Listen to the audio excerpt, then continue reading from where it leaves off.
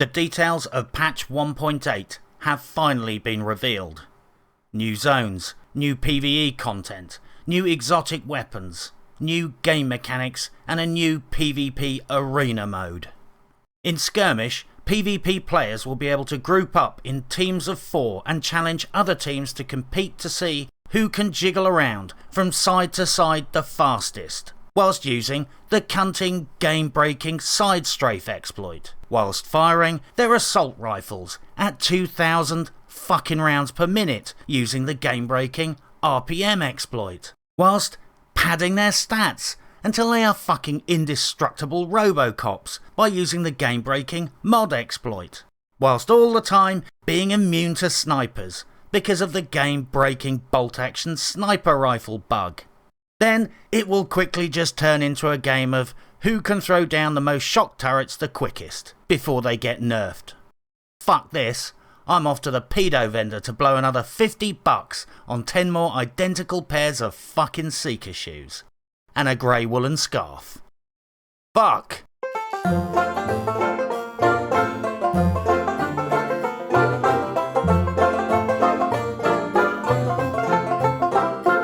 So yes, many of the potentially spectacular events of this week are being overshadowed by the widespread abuse of the new game-breaking exploits that allow players to fire their weapons at over 2,000 rounds per minute, combined with a mod exploit that lets players boost their stats into the fucking stratosphere.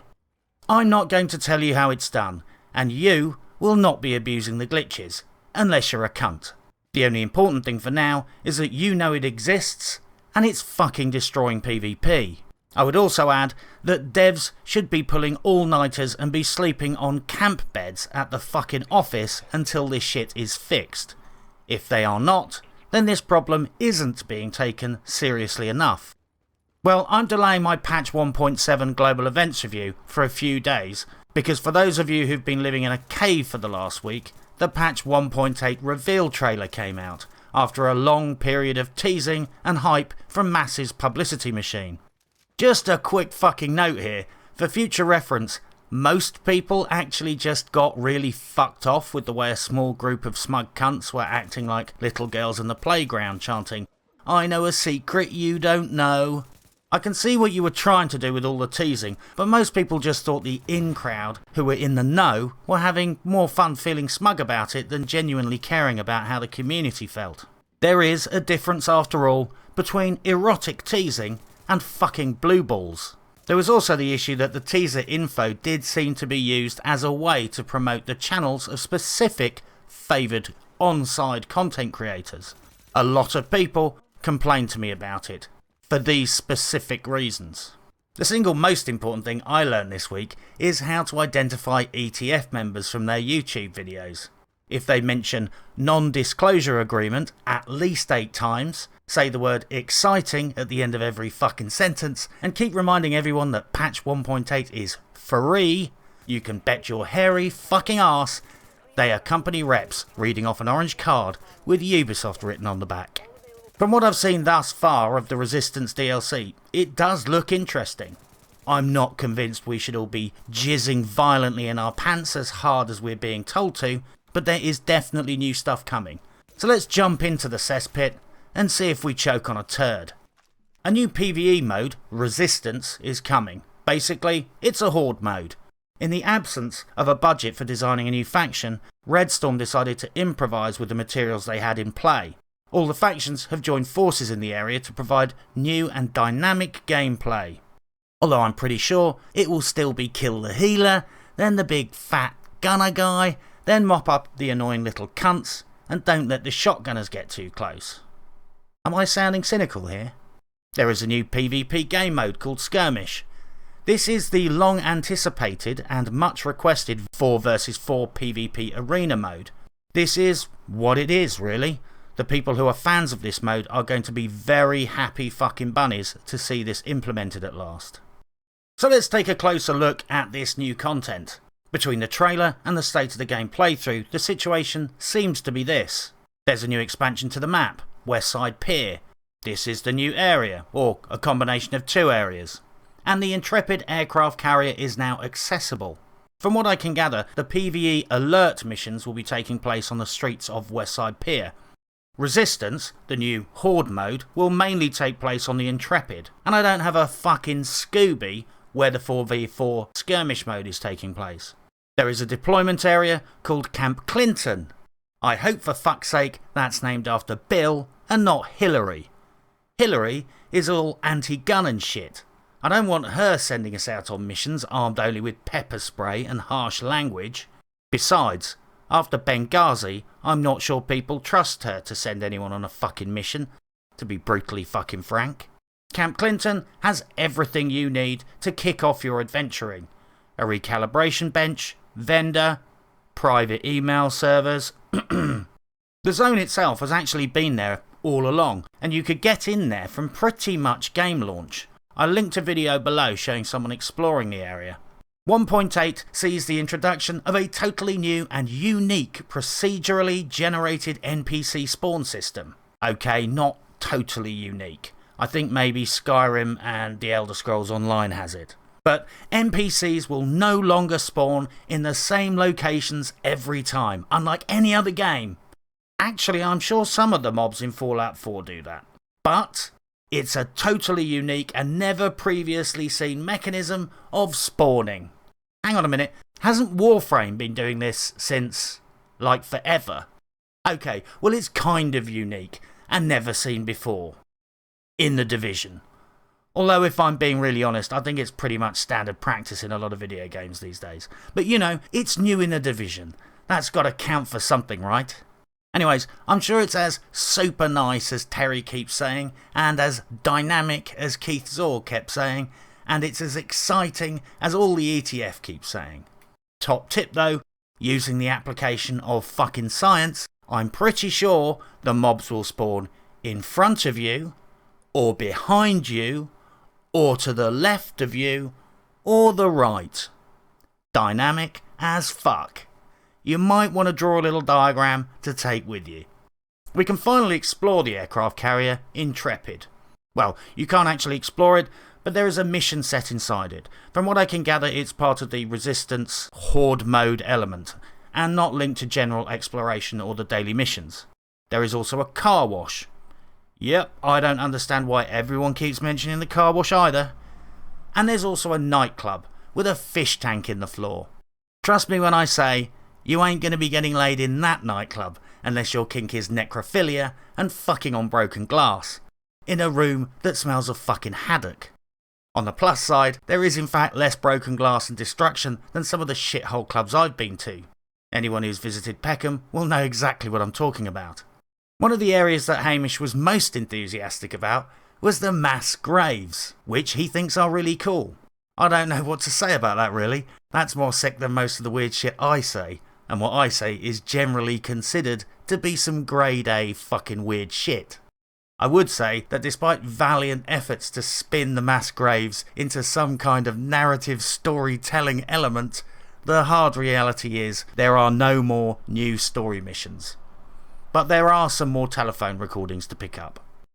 The gameplay itself looks fairly interesting. There were some intriguing references to Division tech and some potential use for a new recalibration mechanism using div tech and other resources. No specific details were given, but it could be good.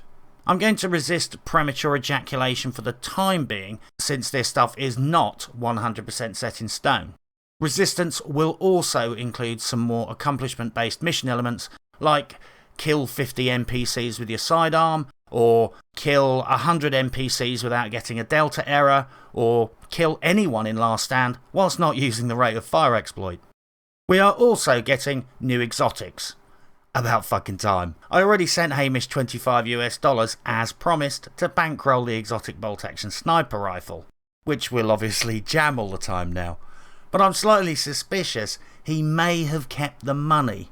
Whilst I have no objections in principle in helping Hamish pay for hair gel made out of ground up recycled bodily waste, or vegan cheese made out of human breast milk, the real issue here is, will the bolt action sniper rifle get delayed because he ran off down to the Whole Food shop with the fucking cash? I guess only time will tell. But it's safe to say that Scruffy is fucked, and the bolt action rifle will arrive too late to save him. I just hope it's not so late that the next batch of hostages have to suffer. There's also going to be some reworking of exotic weapons. I can only assume that they're giving some of the exotics a really nice buff, because in the trailer the squad is using a pecan, a showstopper and a historian. If I joined a fucking squad and they were all using exotic guns, I would assume the impossible had occurred and the whole squad were even more fucking clueless than me, and I would just queue again. The fact that these guns are front and centre makes me believe they're getting some decent non-Harry Potter nonsense buffs. There are also some gameplay changes incoming. Keith Zorg announced some kind of changes to give advantages to cover. Personally, I ain't convinced. Only the other night, I went up against a guy chicken dancing so hard that he was 95% immune to me, my buddy, and my 7K electronics turret, and he wiped us all out. Nobody gives a fuck about a slight DPS or damage reduction advantage when you just can't hit the chicken dancing fuckholes. I repeat, if you can't fucking hit the cunt because the servers can't track a chicken dancer, who gives a fuck what your DPS is? Literally, the bullets from 3 weapons were just flying through him like he was in a different dimension. Keith Zorg also announced some game mechanics changes to things like hipfire to make PvP more competitive. I spat my fucking crack pipe across the desk when he said that. Sorry buddy, rate of fire exploit, mod exploit, the chicken dance, no client-side anti-cheat. You don't get permission from teacher to talk about competitive PvP until you fix that shit first. Seriously, I would have lost it completely if he had mentioned esports. But we all know that day will come at some point when the Division 2 is released. On a serious note though, and as a correction to Keith Zorg, people mostly do the chicken dance because jiggling around like a crunk dancer on meth means the servers can't calculate hit markers correctly. Every other reason is secondary. No fixie hit detection means no stoppy chicken dancey. Anyway, hit fire spread is reduced, but the reticule will disappear. So get a black marker pen and draw a fucking cross in the middle of your screen and crack on. Okay, I'm just kidding. Just remember that the crosshair would be a few millimeters up and to the left of your ammo count. Not hard. Extensive changes to rogue mechanics are also being introduced. No specific details were given, but I'm going to guess that there will be new rewards, like more shoes. I've got a suggestion for a new rogue mechanic, but I don't think most people are going to like it. Voice recognition software is cheaper than a pint of diabetic's piss these days. Wire some of it up to the in-game voice comms, so if anyone goes rogue, the voice recognition software runs, and if the player shouts the words nigger, Jew or faggot, they get an instant 1-month ban on the fucking spot. How about that for a fucking new rogue mechanic? It's about time we used all of this wonderful technology for the betterment of humankind. It would certainly make my world a little happier next time I got ganked by some keyboard gangster screaming toxic abuse at me. The funniest thing about this suggestion is that it's entirely doable. I'm amazed it's not occurred to anyone before, and I would really like them to implement it in all in-game voice comms. Spend some of the fucking pedo gambling cash on that shit right there. Help make the community a little bit less toxic. More weaponry balancing is coming in 1.8, but since this was announced by Keith Zorg, the grim fucking reaper of everyone's favourite gear, I can only assume this largely means nerfs. On the plus side, LMGs are allegedly getting improved, which is about fucking time. One great move is reworking plus weapon damage bonuses to a percentage rate bonus. This is good sense, since otherwise rate of fire is king in nearly all DPS equations. I'll reserve judgment until details come out, but so far, so fucking good. It would be nice if guns like the AK-47 didn't suck a hobo's dick, and the UMP-45 was less of a chocolate teapot. And before anyone asks, there is no release date yet for patch 1.8. I'm going to take a wild stab in the dark and say, wait until the in-crowd start making the first cryptic teasers on social media, and it will be 1 month after the first tweet. Good news though, there will be a PTS incoming, and I can't wait to cover the console PTS invites. I'll stockpile popcorn early as it may start at the end of September. So, what other business is there? Masks are removed from the leaderboards in the next global event. I reckon this is a wise decision. The utter absence of anti-cheat software combined with competitive prizes in a game full of cheesing is bad. Changing that is good. Just make sure it's not attached to achievements that do not track properly. I have spotted at least 4 achievements that have fucked up on me. There is a debate about what group play will be required. Some people are rightly assuming the worst, and it might be linked to some insane cap involving shit that just can't be done in random groups. Corrupt B has been making some very sensible points about this, and rightly stating that everything should be achievable by solo players, and I totally agree. I couldn't find the link, but if you post it in the comments, I'll highlight it. Anyways, this shit isn't decided, so let's store up our river of tears until the final decision is announced. And talking of global events, missing masks have now been retroactively awarded, so go collect them from the rewards vendor. Respect to the community team for sorting that out. And I would also like to draw attention to a Reddit post linked below where everyone can go and thank all of the science guys who took the time to run the maths and worked out the leaderboards were fucked. Go there, say thanks, win some free karma, and maybe in the next life you won't come back as a fucking rat. Good news, by the way, the next global event is apparently only going to be delayed by a week or 2. Given how fucking abysmal the classified gear set drop rates are at the moment, this is a relief for everyone, I would imagine. It goes without saying that if 1.8 is going to be a success, the new RPM and mod glitches must be fucking fixed. I would go fucking further though and say they have to get this shit show fixed this week. Seriously, devs need to be pulling all-nighters and fixing this shit now. It's making PvP a no-go a lot of the time. Nobody likes to get insta-killed by some cunt rocking godlike character stats, a gun that does 2000 RPM, served up with a side order of chicken dance and a free arse-fisting of crit cap. Sadly, if we actually had client-side robust anti-cheat, like I've been bleating on about for fucking months, these exploits would get instantly nailed by a basic checksum the moment people's stats pass certain minimums. I know this is getting boring now, but that's fine.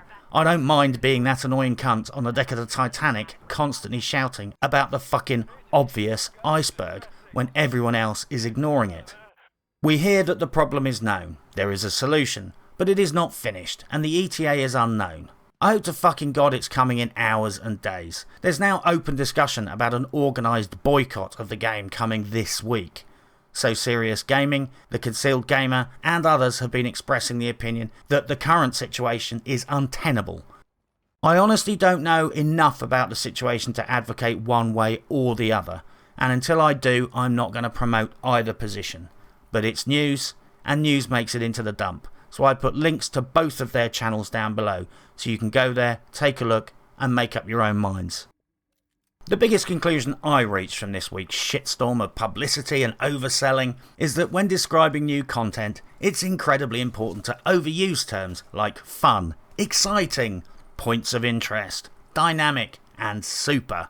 I also learned from the gameplay footage that Yannick isn't actually such a bad shot, but if you ever squad up with him, don't expect him to blow his heal cooldown on you. He is as miserly as fuck with that shit. I started to get quite tense watching poor little Tony stagger around close to death whilst Yannick was rocking full health and doing flex emotes. Spread the love, Yannick, your squad mate needs you. From what I've seen, and once you rebalance your assessment to compensate for all the overselling, this is actually looking rather interesting in 1.8. The highly anticipated fan project of 4v4 finally becomes a thing, and PvE players get new shit to do. I am cautiously optimistic, subject to seeing what actually rolls out on the day of release. I think the devil is in the details here, e.g. drop rates and chances of exotic and classified loot. The benchmark minimum required is to make it at least as lucrative as spamming Lexington all fucking day. Personally, I think this was one of the great strengths of Last Stand. It became an alternative to Lexington and had fucking cracking loot. Another important set of details are the vague references to rebalancing. Dear fucking lord, stop fucking nerfing the shit out of the gear.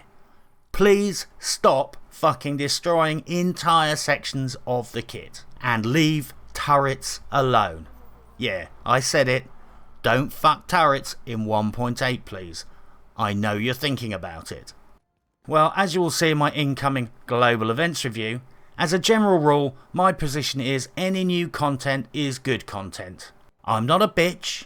New free stuff gets my provisional vote of approval, as long as it does not introduce ridiculous game-breaking bugs and exploits that should never have made it into the final patch, in the name of all that is cunting holy and shitting fucking sacred.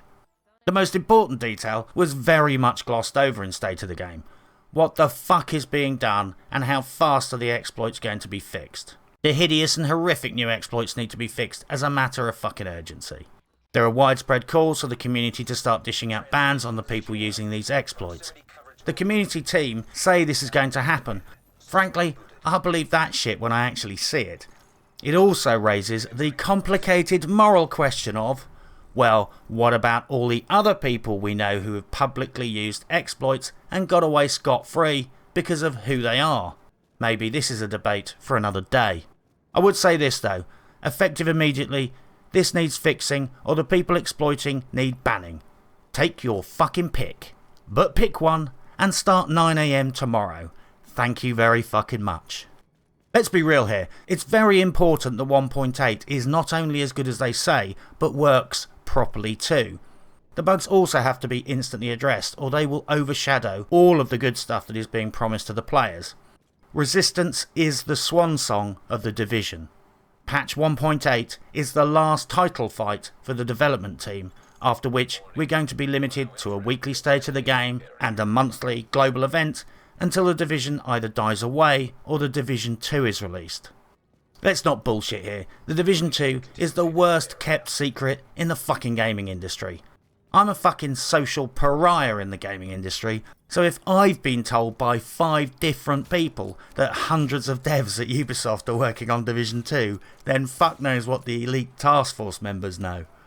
The last thing I wanted to mention was that there is a lot of heated debate about the DLCs.